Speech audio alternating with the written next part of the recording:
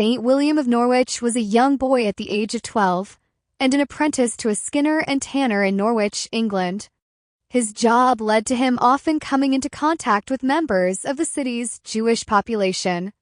His mother was approached by a man claiming to work for the Archdeacon of Norwich. He offered William a job in the Archdeacon's kitchens. Agreeing, she was paid 3 shillings to let her son go.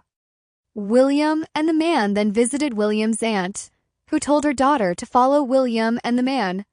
The last time William was seen alive by his family was on Holy Tuesday, when he and the man went into the house of a local Jew. According to Thomas of Monmouth, William was tortured before being murdered. Having shaved his head, they stabbed it with countless thorn points and made the blood come horribly from the wounds they made. Some of those present adjudged him to be fixed to a cross in mockery of the Lord's Passion. The body was found on Holy Saturday in Thorpe Wood, north of the city. It was seen by a nun before a forester, Henry de Sproston, came across William in his jacket and shoes. Henry saw that the boy had been gagged before suffering a violent death. It was decided to bury the boy in unconsecrated ground on Easter Monday. People came to look at him, and William was recognized. The body was then buried at the murder site.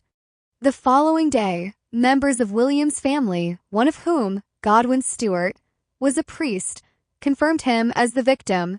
He was then reburied following a requiem mass. William's family and their fellow English quickly blamed the local Jewish community for the crime and demanded justice from the ecclesiastical court of Bishop William de Turbeville. Members of the Jewish community were summoned by the bishop to attend court and submit to trial by ordeal, but the local Norman sheriff, John de Chesney, advised them that the ecclesiastical court had no jurisdiction over them, as they were not Christians.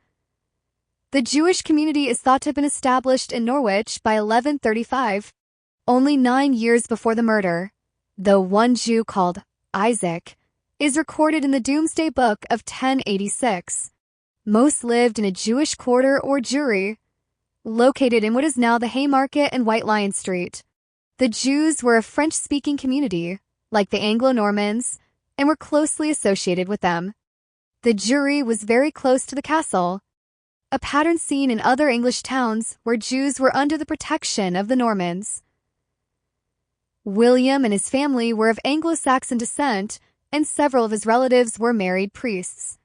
Following local tradition, conflicts between local Anglo-Saxons and Normans may well have lent themselves to conspiracy theories regarding capital crimes by French-speaking Jews being covered up by French-speaking Normans.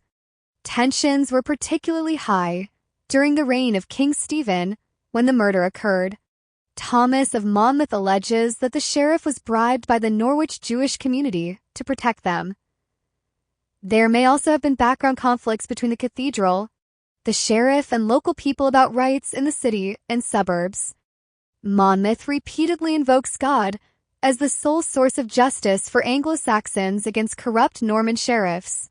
Hostility against Jews continued until, in 1290, Jews were expelled from England by King Edward I.